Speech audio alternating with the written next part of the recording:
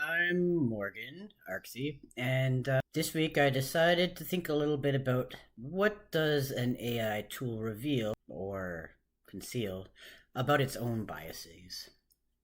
So to find this out, I designed three escalating prompts for four popular LLMs, which is more than I was supposed to, but I got a bit carried away and then it was interesting and then I lost time and here we are.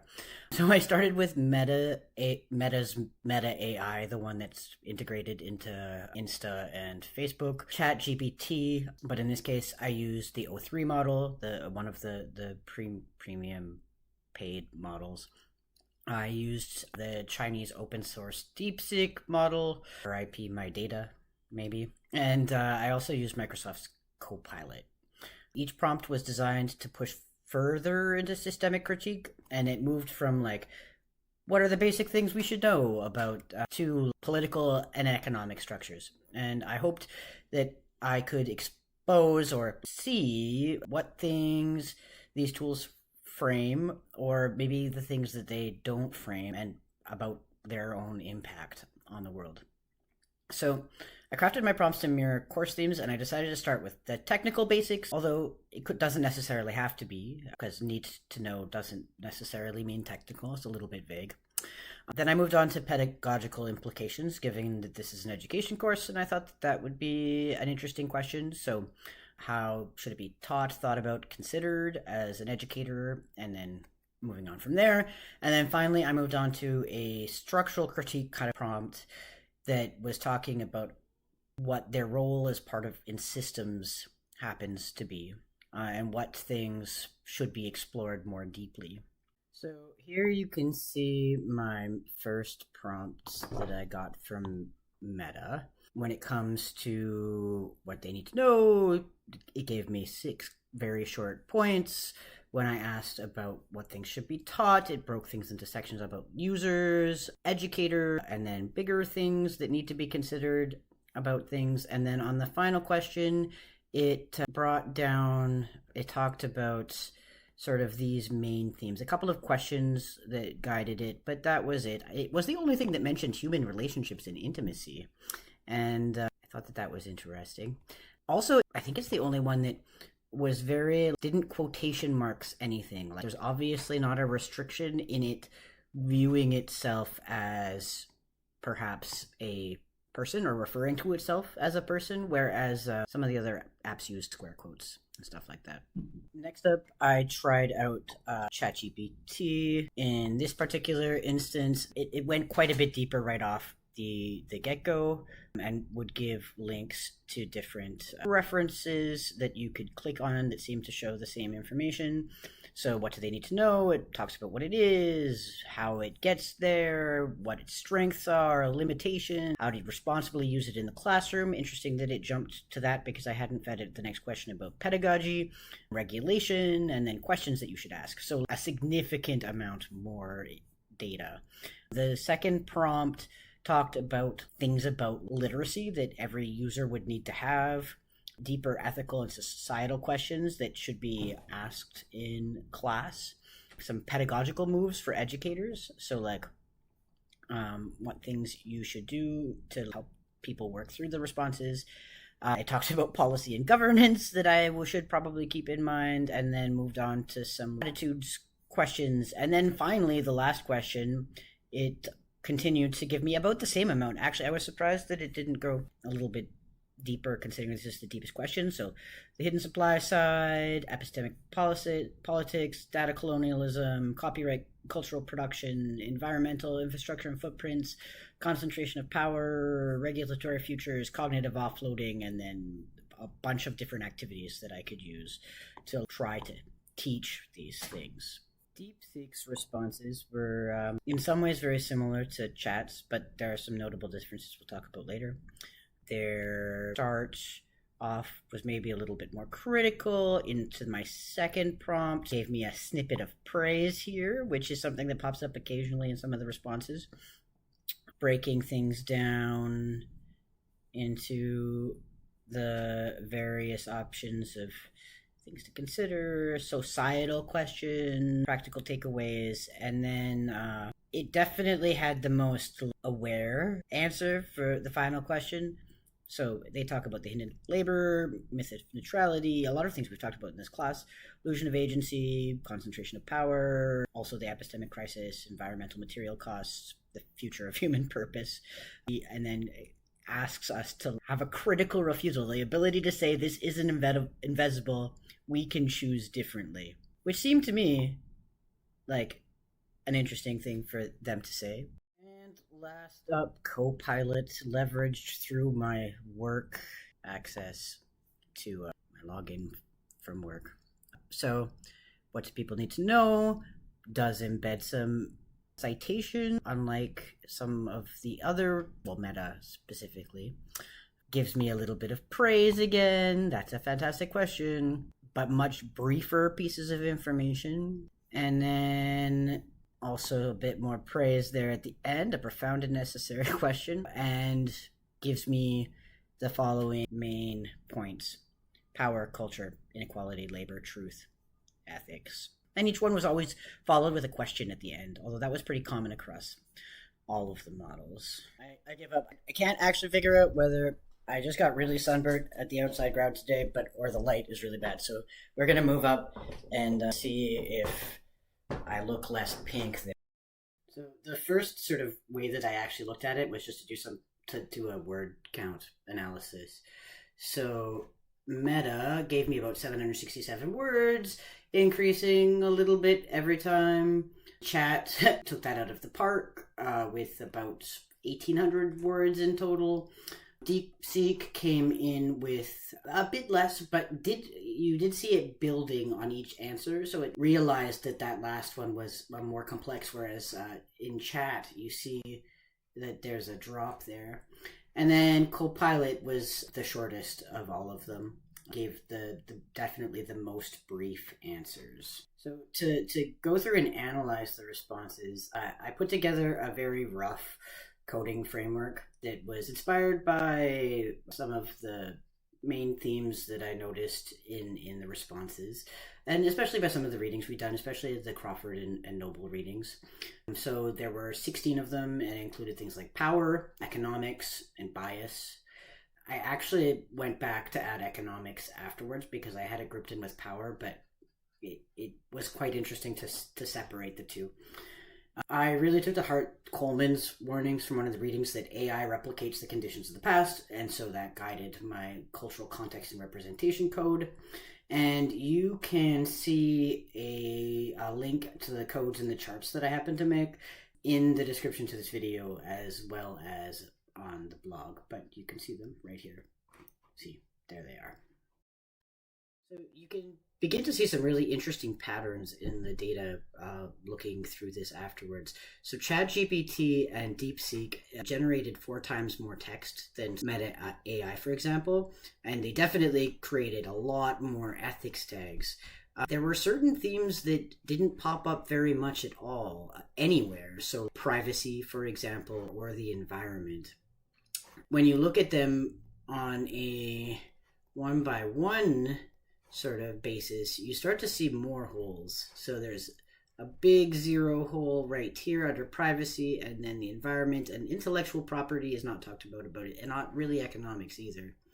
If I look at chat, you'll see ethics seems to be something that it really likes to talk about, as well as pedagogy and societal impact.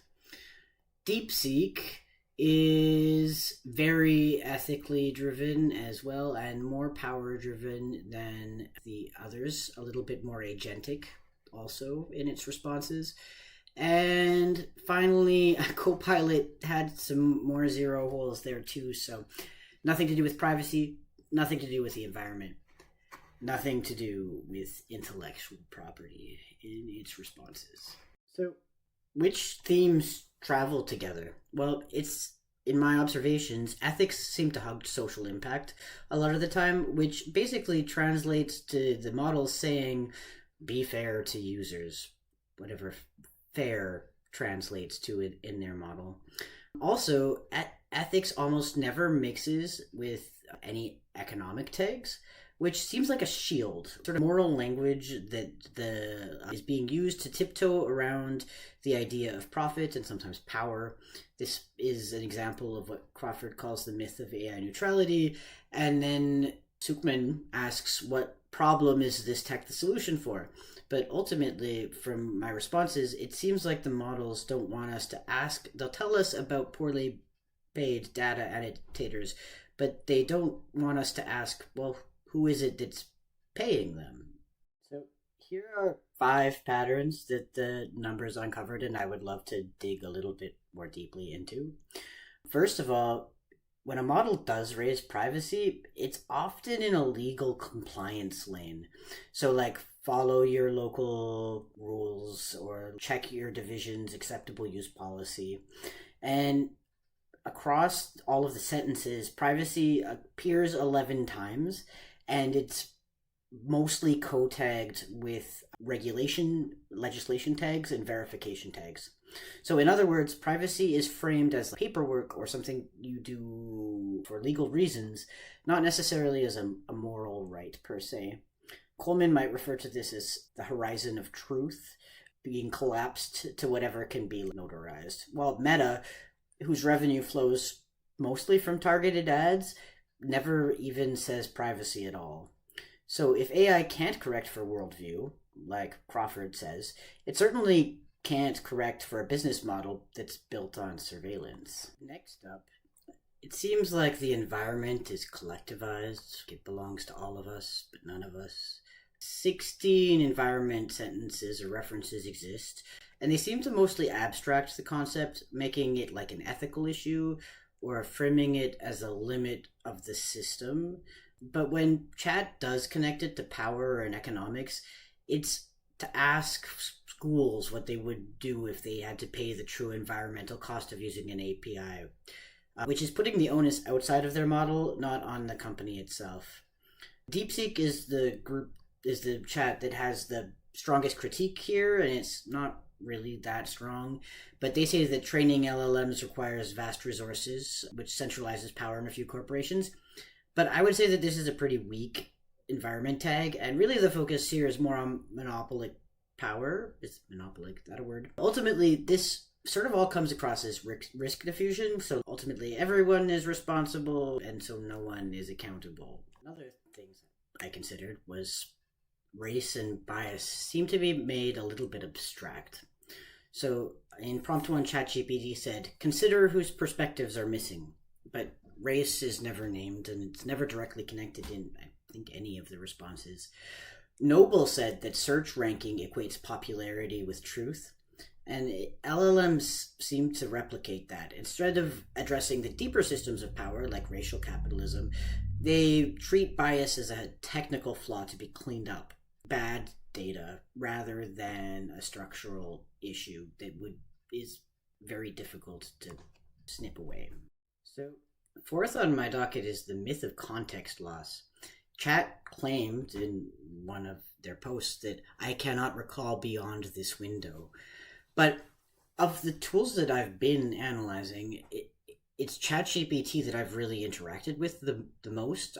I have a paid subscription, and I've used it for proofreading or ideation or explanation. In a course, I was required to use it earlier on to talk about indigenous issues, and ended up sort of bringing up OCAP principles to it at one point. And I got responses from chat that included surprising and specific references to indigenous issues, colonialism, and those OCAP principles. These aren't topics that I would expect a model to surface spontaneously, especially if it's not coming from a neutral starting prompt, which ultimately makes me wonder, what if the worldview that it has is not erased but accumulates, quietly persisting through hidden context tokens or however it works? My own repeated value-laden interactions, are they creating micro contexts that shape my future responses in some way? And like Kate Crawford reminds us that AI cannot correct for worldview, but does it slightly absorb one, at least temporarily? And this raises many questions to me. Could each of us become siloed into our own personalized LLMs, like users radicalized by the YouTube algorithm? Or what does this say about what AI claims about neutrality and objectivity or bias mitigation? And then, like, if the model is a mirror of us, what happens when it remembers our reflection longer than we realize it does? Here's the last specific points. There's a bunch more, but I am not going to go into it because this is already turned into a thesis, and my sunburn is getting brighter the longer I sit here. So it was not that I was pink from the light downstairs, I was just pink. So the difference between paid and free services. So when we compared Chat's paid model that I used to Meta AI's ad-driven platform and the Microsoft enterprise-focused Copilot version that I used, you start to see some patterns emerge, and they think they might reveal hints about what it is these companies value. So, like, first of all, pedagogy, despite the fact that the second prompt was completely about pedagogy, it was about teaching, pedagogy seemed to come across as a premium feature. So Chat's subscribers got 31 references to pedagogy, and they gave ideas for AI resistant assignments and like how to teach people to verify things. Meanwhile, Meta, which is funded by your attention and your mouse clicks, offered just 5 critical thinking tips. They were pretty vague. As Noble warns, these tools prioritize what's profitable, not necessarily what's sound. Second of all, privacy is paywalled. Chat mentioned privacy 8 times, but often is regulatory compliance, but at least it mentioned it, because we can assume maybe that the regulations are there to protect us. Maybe. Meta, whose entire business relies on data extraction, didn't say one thing. They said zero things. Copilot, with their corporate base, gave 2 lukewarm nods to data protection. It's not oversight. It feels like it's evasion of the question. And finally, what about intellectual property and environmental costs? ChatGPT acknowledged both of those things, with specifics about copyright lawsuits and carbon emissions, although not a lot compared to what maybe it could have. But Meta and Copilot, whose parent companies profit from scraping the internet and cloud monopolies, had less than 1 tag each. So Schumann said it, actually, I think, in the reading, and who benefits from these particular sciences? And this is without me even going into the DeepSeek conundrum about it comes across as quite ethically strong as a model, in which you can tell that it comes from a place with a slightly different worldview than the other 3, but I'm not even going to dig into that. That's just a food for thought for you. This whole rigmarole got me, and I did get good things, despite my criticisms. Chat handed me some classroom ready moves that I could use, tricks, label ideas that seem actually pretty workable. DeepSeek was really good at poking holes in systems, and it kept asking who benefits, though in other times it will censor on Chinese politics. And Copilot felt a little bit more like warm-up. They'd be fine for a first skim, but light on depth. I would use them to reading passages down several levels, but I don't know that I would be asking deep questions about the world to it yet. But I think that the real payoff wasn't just the content, it was more how the content was framed. And I noticed, I think, 3 things. Number 1, voice. So these can emerge was a phrase. And it sort of conveniently erased who coded the bias in the first place, or, I mean, that's a question, let's be real. Illusionism was sort of there, output yourself. That was pretty much what ChatGPT said. To teach people to verify. And it sort of shifts systemic failures onto the user. There all seemed to be a little bit of corporate ventriloquism going on. Model critiqued its own parent company. Deep did critique OpenAI. Called themselves out doing this. So going sentence by sentence with the code book, well, my code list. take some hunches that I had and bring them into evidence. It made me realize some things. I learned a little bit about coding that I didn't know beforehand. It was very neat to look at each sentence each way. And it seems like also like it's when you have to read those LLM answers, it's about looking for what's absent just as much as it is about looking for what's present. So like I think the bottom line is that yeah, they can spark excellent teaching ideas and they can spark like questions, but we're gonna have to fill in those gaps, right? And we can't view any of it as complete. We're going to have its blind spots, its passive voice, thoughts of its owners or the corporate masters it has. I guess ultimately it comes down to that Supin quote again. What problem is this technology actually solving, and for whom? Thanks for making it through this. I learned a lot, and I hope that gave you some learning too. Thanks.